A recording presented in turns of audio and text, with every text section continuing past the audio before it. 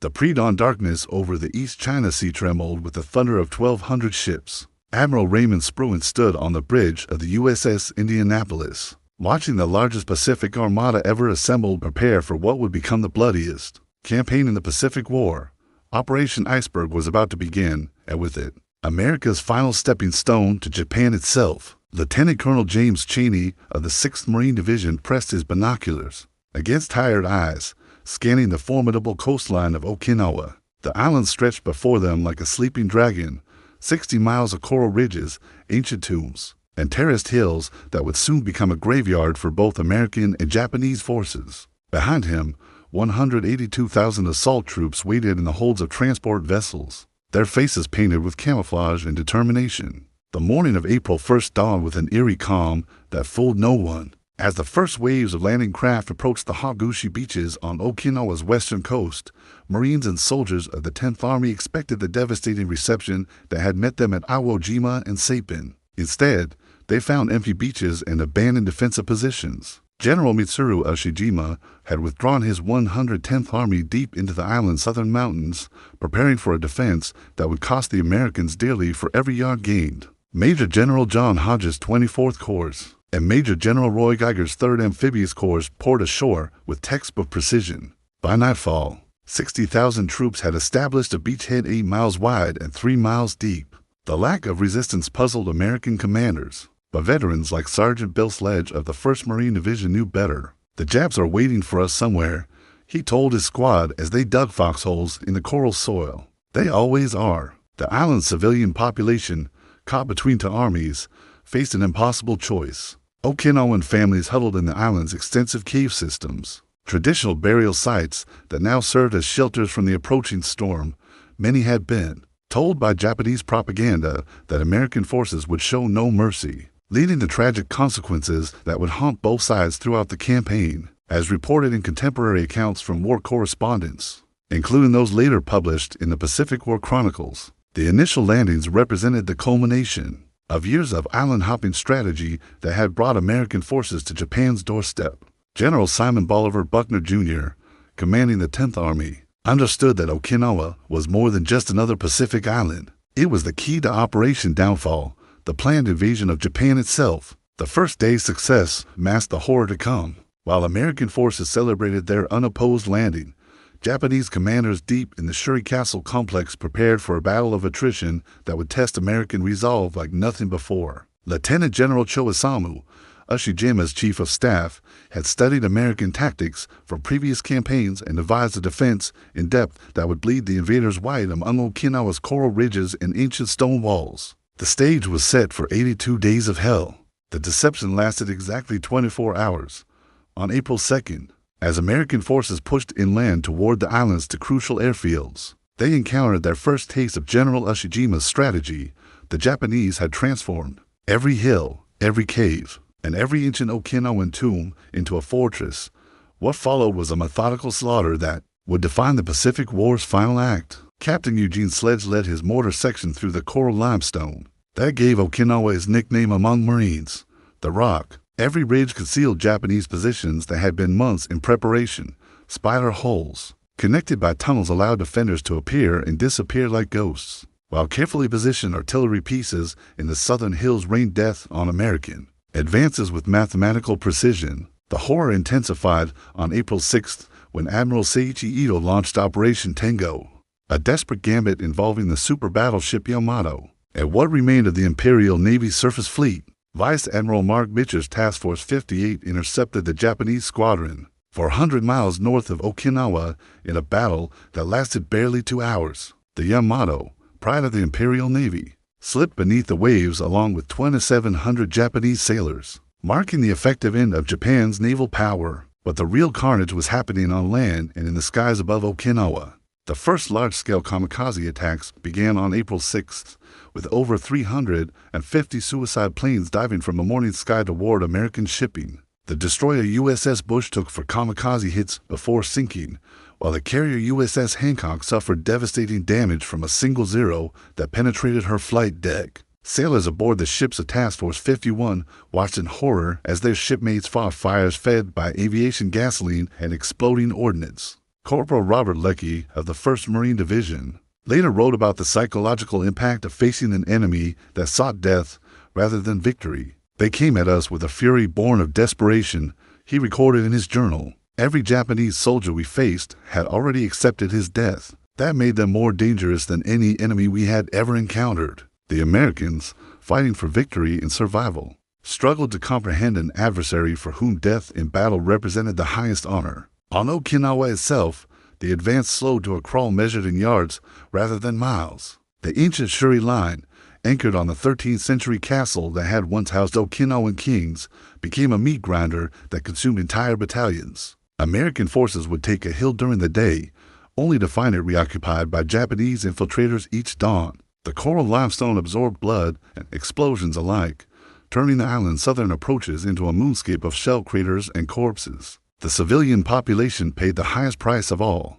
Caught between American artillery and Japanese demands for total resistance, Okinawan families faced impossible choices. Japanese commanders had distributed grenades to civilians, telling them that death was preferable to capture by American devils. The tragedy that resulted would haunt American veterans for decades, as they witnessed entire families choosing death over surrender based on propaganda and fear. Weather became another enemy as the spring rains began. American supply lines, stretched across coral beaches and muddy roads, struggled to keep pace with the enormous consumption of ammunition required for the grounding advance. Each Japanese strong point required tons of explosives and hours of careful assault to reduce, while enemy artillery observers in the hills called down precise fires on American positions with deadly accuracy. The killing had only just begun.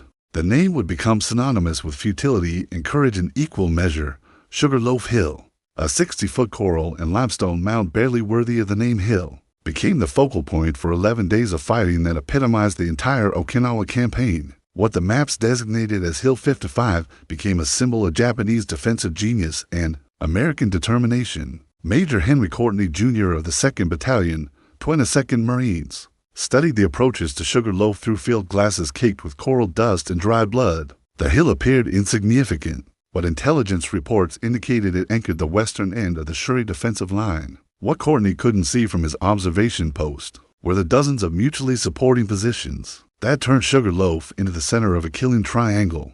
Half Moon Hill to the east and the Horseshoe to the south created interlocking fields of fire that caught American attackers in a deadly crossfire. The first assault on May 12th cost the 2nd Battalion, 22nd Marines, nearly 200 casualties in 3 hours. Marines would fight their way to the summit, only to be cut down by machine gun fire from positions they couldn't see. Colonel Harold Roberts, watching his regiment bleed white against the coral slopes, later compared the fighting to trying to take a fortress with your bare hands, while someone shoots at you from every window. Captain Howard Mabby's George Company made 17 separate assaults on Sugarloaf over 6 days. Each attack followed the same deadly pattern.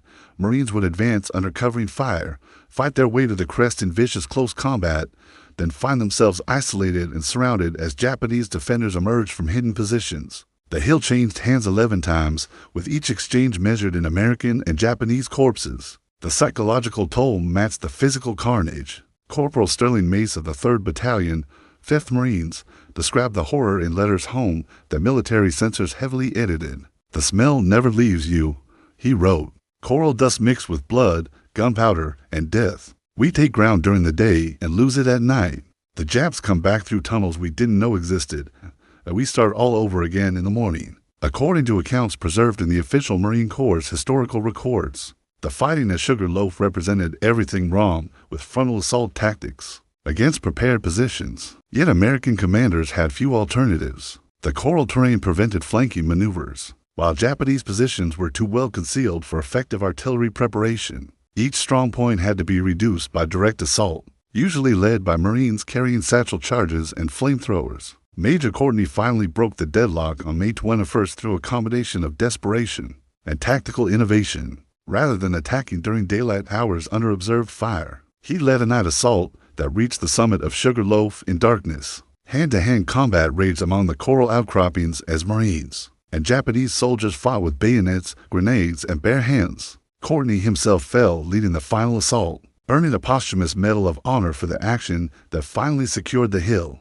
The capture of Sugarloaf cost the 6th Marine Division over 2,500 casualties. Japanese losses were equally severe, but their defensive strategy had achieved its purpose. American forces had been bled white in an 11-day battle for a piece of ground that could be crossed in 5 minutes. The lesson was clear.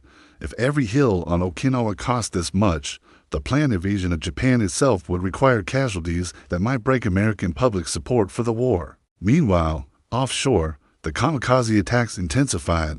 May 11th became known as Black Friday, when over 150 suicide planes attacked Task Force 51. The carrier USS Bunker Hill took to kamikaze hits within 30 seconds, killing 396 sailors and wounding 164 more. Admiral Spruance, watching the attack from his flagship, realized that American naval superiority meant nothing against an enemy willing to trade one plane and one pilot for massive damage to irreplaceable American ships. The grinding advance toward Shuri Castle continued, measured now in yards per day rather than miles per week. The ancient stone walls of Shuri Castle had witnessed 7 centuries of Okinawan history, but nothing prepared them for the final act of the Pacific War. As American forces finally broke through the outer defenses of the Shuri Line, General Ushijima faced the most crucial decision of his military career. The monsoon rains had arrived early, turning the battlefield into a quagmire that favored defenders over attackers. His choice would determine whether the 110th Army died in place or lived to fight another month. Lieutenant General Buckner's 10th Army had paid dearly for their approach to Shuri. The 7th Infantry Division, attacking from the east, had suffered over 40% casualties in their drive toward the castle. The 1st Marine Division, advancing from the west, had been reduced to barely regimental strength after weeks of fighting through defended ridgelines. Every company was under strength. Every battalion had green replacements mixed with hollow-eyed veterans who moved through the coral landscape like automatons. The breakthrough came from an unexpected direction. Colonel Edwin May's 2nd Battalion, 5th Marines, probing the Japanese left flank during a torrential downpour on May 20th, discovered that the defenders had thinned their lines to reinforce positions under direct attack. In a night movement that would have been impossible in dry weather, May's Marines infiltrated behind Japanese positions guarding the approaches to Shuri from the northwest. Captain Andrew Howden's King Company led the infiltration through rain. That reduced visibility to 10 yards. Moving in single file through a landscape of mud, shattered trees, and flooded shell craters, the Marines reached positions overlooking the main Japanese supply route to Shuri Castle. At dawn on May 21st, they opened fire on Japanese troops and supplies moving along the road in what they believed was perfect security. The tactical situation deteriorated rapidly for Ushijima's forces. American artillery observers now had direct line of sight to the main Japanese defensive positions, while Marine riflemen picked off individual soldiers attempting to move between positions. More critically, the supply line that had kept the Shuri garrison fighting for 6 weeks was now under constant interdiction fire. General Ushijima convened his final staff conference in the caves beneath Shuri Castle on May 22nd. The alternatives were grim: remain in position and be destroyed by American firepower, or conduct a fighting withdrawal to prepared positions in the island's southern tip.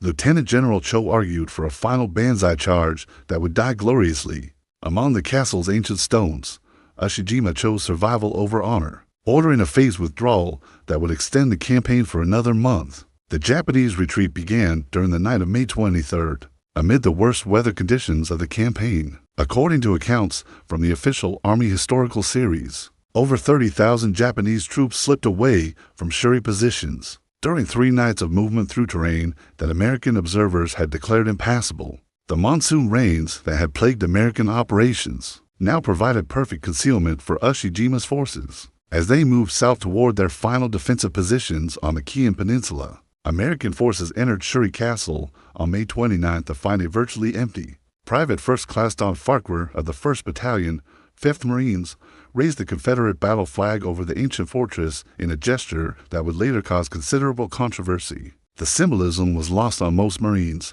who were simply relieved to have finally captured an objective that had cost them so much blood. The fall of Shuri represented a tactical victory that felt like strategic failure. American commanders had expected the Japanese garrison to fight to the death in their prepared positions, allowing American superiority in firepower to destroy them in detail. Instead, Ushijima had preserved the core of his fighting force while inflicting maximum casualties on American attackers. The campaign that American planners had hoped to conclude by June 1st would now extend into the summer months. Offshore, the kamikaze attacks reached their peak intensity. The carrier USS Franklin, struck by the kamikaze aircraft on May 25th, suffered over 800 casualties and barely made it back to port.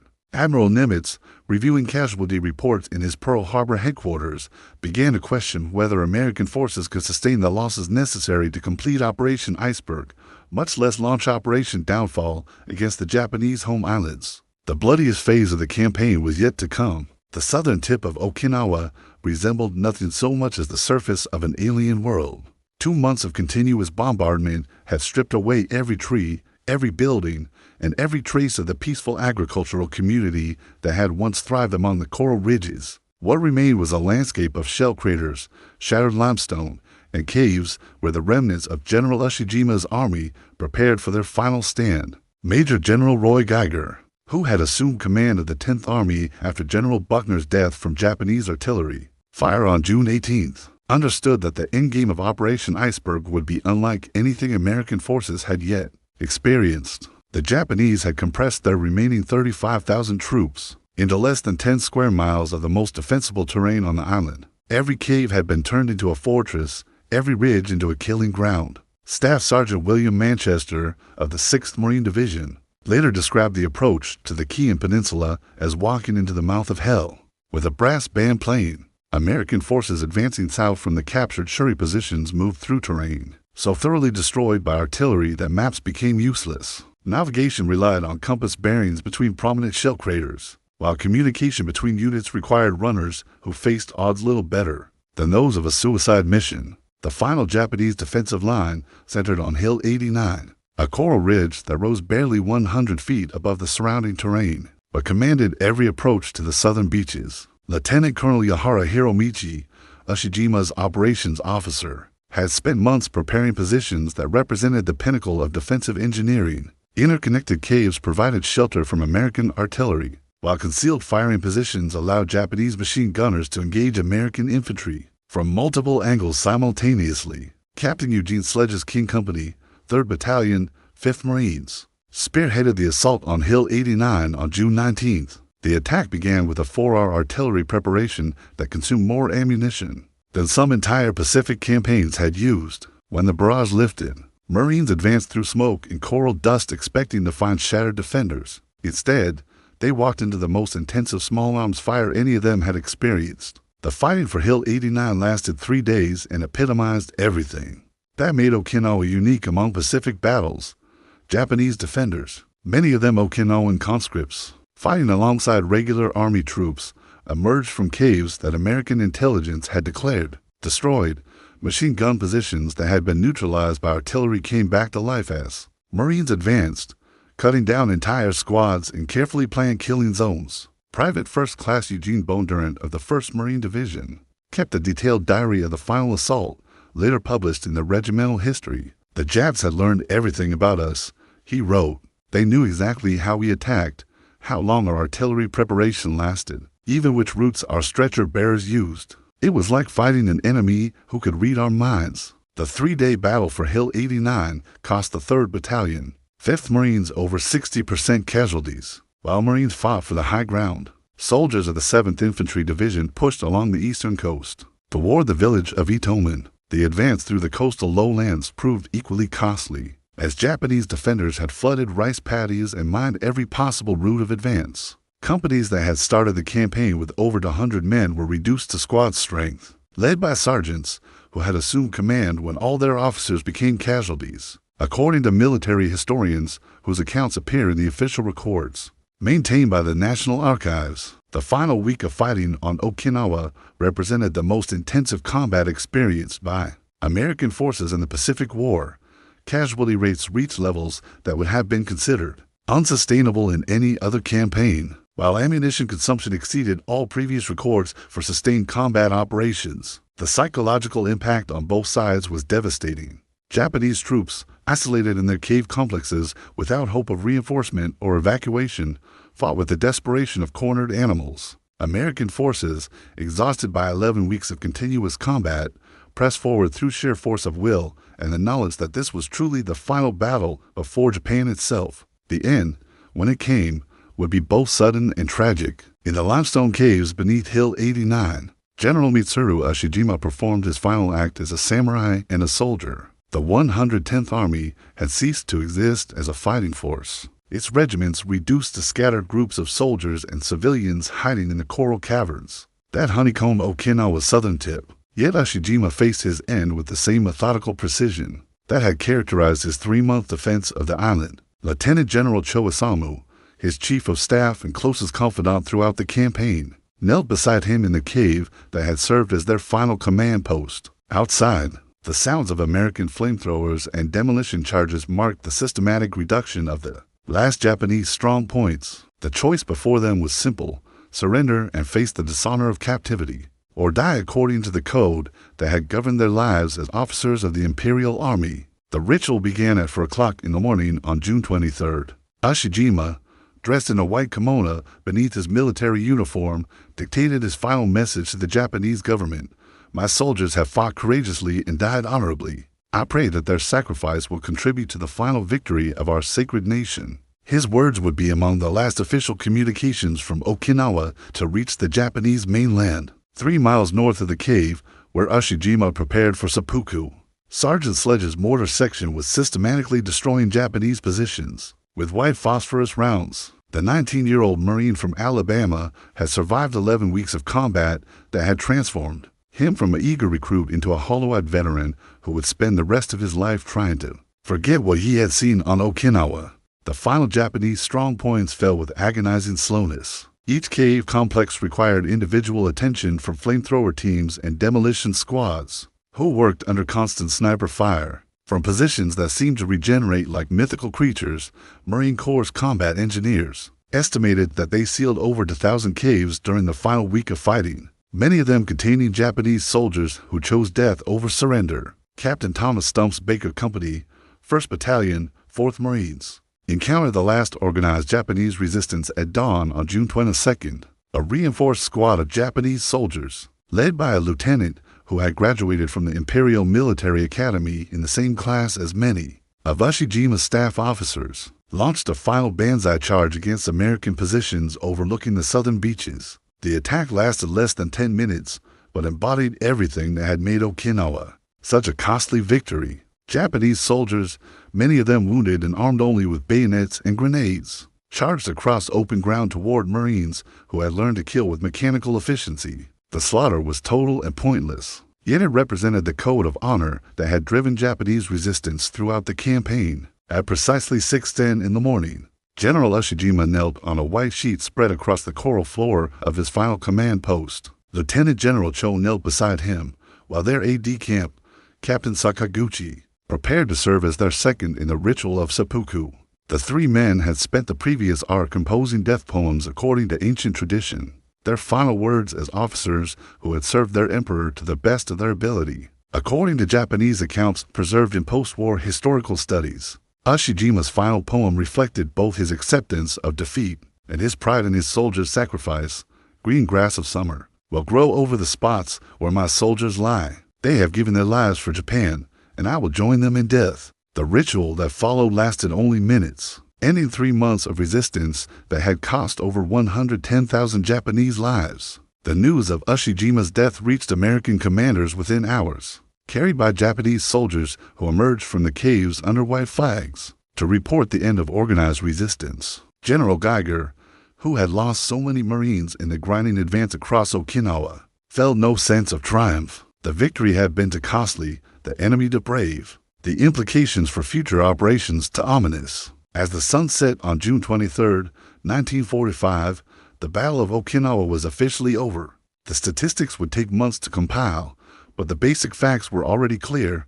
America had won its final Pacific victory before Japan itself, but the price had been higher than anyone had anticipated. The lessons learned in the coral caves of Okinawa would echo through the corridors of the Pentagon for months to come, shaping decisions that would determine how the Pacific War would end. The silence that descended over Okinawa on the morning of June 24th was more terrifying than the sounds of battle had ever been. After 82 days of continuous combat, American forces found themselves in possession of an island that had been transformed into a monument to the destructive power of modern warfare. The coral ridges that had once supported thriving Okinawan communities now resembled a lunar landscape, cratered and barren, populated only by the living and the dead. Major General Roy Geiger stood among the ruins of Shuri Castle, surveying the cost of America's final Pacific victory. The 10th Army had suffered over 49,000 casualties, including 12,300 American dead. These numbers represented more losses than the United States had suffered in any single Pacific campaign, including the combined casualties from Iwo Jima and Saipan. More soberly, they represented a preview of what Operation Downfall, the planned invasion of Japan, might cost. The Japanese losses were even more staggering. Over 110,000 Japanese soldiers had died defending Okinawa, along with an estimated 100,000 Okinawan civilians. Caught in the crossfire, the civilian casualties represented the war's most tragic aspect, as families who had lived peacefully on their coral island for centuries found themselves destroyed by a conflict they barely understood. Colonel Yahara Hiromichi, General Ushijima's operations officer and one of the few senior Japanese commanders to survive the battle, later wrote that Okinawa had achieved its strategic purpose despite ending in defeat. "We showed the Americans what an invasion of Japan would cost," he observed in his post-war memoir. "Every hill would be another sugar loaf, every city another shuri, every beach another killing ground." The implications were not lost on American planners in Washington. Secretary of War Henry Stimson, reviewing casualty projections for Operation Downfall, calculated that an invasion of Japan might cost over 1 million American casualties. These estimates, based directly on the Okinawa experience, would play a crucial role in President Truman's decision to authorize the use of atomic weapons against Hiroshima and Nagasaki rather than proceed with a conventional invasion. Admiral Chester Nimitz, visiting Okinawa in July to assess the campaign's lessons, was struck by the exhaustion visible in every American unit. Marines and soldiers who had fought across the Pacific for 3 years showed signs of combat fatigue that went beyond physical tiredness. "They've been fighting too long," he reported to the Joint Chiefs of Staff. Another campaign like Okinawa might break them entirely. The naval aspects of the campaign had been equally costly. Kamikaze attacks during the Okinawa operation sank 36 American ships and damaged 368 others. The carrier USS Franklin, struck by suicide planes on multiple occasions, suffered more casualties than some entire Marine regiments. These losses represented a preview of what American naval forces might face during sustained operations in Japanese home waters. For the surviving veterans of Okinawa, the end of the campaign marked not triumph, but survival. Private Eugene Sledge, whose memoir would later become one of the definitive accounts of Pacific War combat, described the psychological impact of the campaign in terms that would resonate with combat veterans for generations. "We had won, but at such cost that victory felt like defeat. Too many good men had died for too little ground." According to historical analyses that would emerge decades later, Okinawa represented the culmination of Japan's defensive strategy for the Pacific War. Unable to prevent American advances across the Central Pacific, Japanese planners had concentrated on making each successive victory so costly that American public opinion would eventually force a negotiated peace. The strategy had failed, but only because technological developments, specifically the atomic bomb, provided an alternative to the grinding attrition warfare that had characterized Okinawa. The battle's end brought immediate changes to American strategy. Plans for Operation Downfall were quietly shelved pending the results of the Manhattan Project, while medical planners struggled to cope with casualty rates that exceeded all previous projections. The lesson of Okinawa was clear. Japan would fight for every inch of home territory with the same fanatical determination that had made Okinawa such a costly victory. The atomic bombing of Hiroshima on August 6th and Nagasaki on August 9th made the lessons of Okinawa moot. Japan surrendered on August 15th, ending the Pacific War without the invasion that Okinawa had made so terrifying a prospect. The coral island that had cost so much blood would be remembered, not as America's final Pacific victory, but as the battle that was too costly to repeat. In the end, Okinawa achieved a victory that tasted like defeat and taught lessons that no one wanted to learn. Again.